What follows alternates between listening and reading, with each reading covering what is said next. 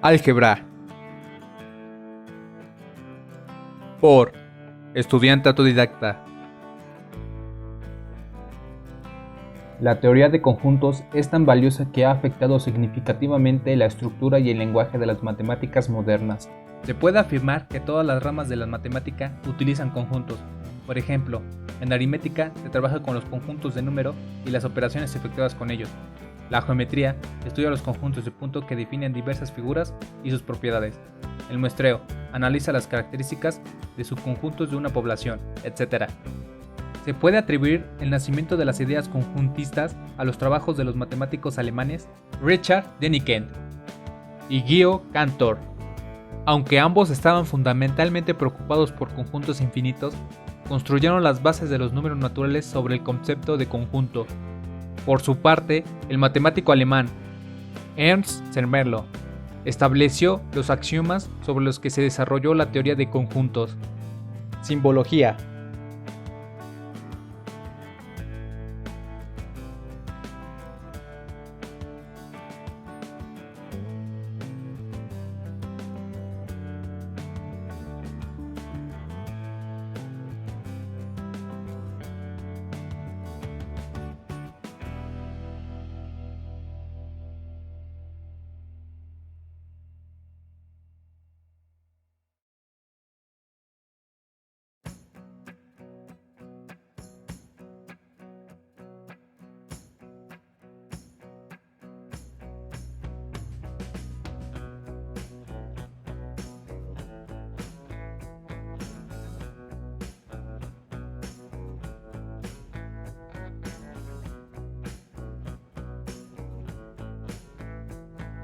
Un conjunto es una colección de cosas u objetos de cualquier índole, relacionados o ajenos.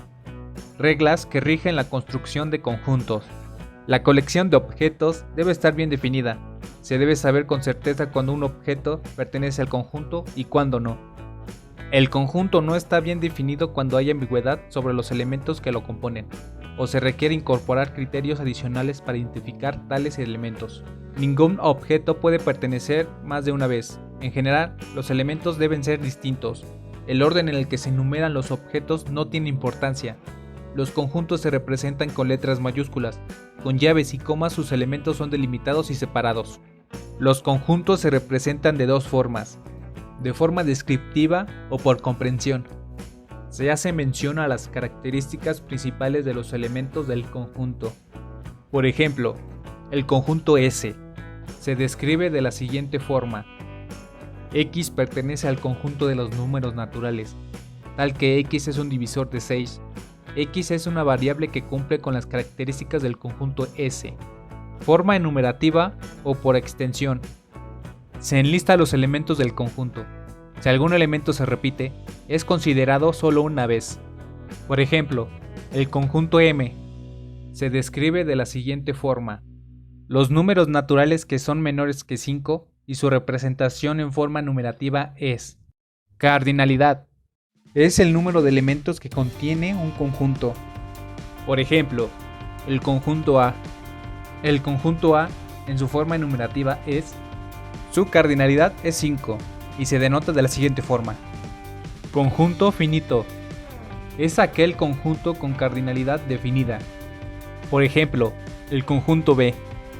El conjunto B en forma enumerativa es. El conjunto tiene 7 elementos, es decir, su cardinalidad está definida, por tanto es finito. Conjunto infinito. Es aquel cuya cardinalidad no está definida, por ser demasiado grande para cuantificarlo. Por ejemplo, el conjunto C. El conjunto C en su forma enumerativa es. El conjunto continúa indefinidamente. No se puede determinar su número de elementos, por tanto, su cardinalidad es infinita y se denota de la siguiente forma: conjunto vacío o nulo. Es aquel que carece de elementos y se denota con el símbolo o bien, por ejemplo, el conjunto D. El único valor de X que satisface la igualdad es 1 sobre 2, pero no pertenece al conjunto de los números naturales. Por tanto, el conjunto D es vacío y se denota de la siguiente forma: conjuntos equivalentes. Sí, y solo si tienen la misma cardinalidad y se denota de la siguiente forma. Por ejemplo, el conjunto A y el B. Las cardinalidades son, por tanto, se concluye que ambos son equivalentes. Conjuntos iguales. Son aquellos que tienen la misma cardinalidad y los mismos elementos. Por ejemplo, los conjuntos A y B. Los conjuntos en su forma enumerativa son. Sus cardinalidades son. Ambos tienen la misma cardinalidad y los mismos elementos. Por tanto, los conjuntos son iguales, es decir, conjuntos disjuntos. Son aquellos que no tienen elementos comunes. Por ejemplo, los conjuntos R y S. Los conjuntos en su forma enumerativa son. Los conjuntos no tienen elementos en común. Por tanto, los conjuntos R y S son disjuntos. Subconjuntos. Si todos los elementos de un conjunto están contenidos en otro conjunto, se denota de la siguiente forma. Nota: el conjunto vacío es subconjunto de cualquier conjunto. Por ejemplo, dado los conjuntos S y A, el conjunto S en su forma enumerativa es.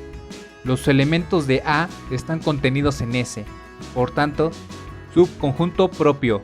Se dice que un conjunto es subconjunto propio de otro conjunto y todos los elementos del conjunto están en el otro conjunto y son equivalentes. Por ejemplo, sean los conjuntos L y M. Los elementos de M están contenidos en L y M no es equivalente a L. Por consiguiente, número de subconjuntos de un conjunto. El número de subconjuntos está dado por la fórmula siguiente. Por ejemplo, al aplicar la fórmula se obtiene conjunto potencia.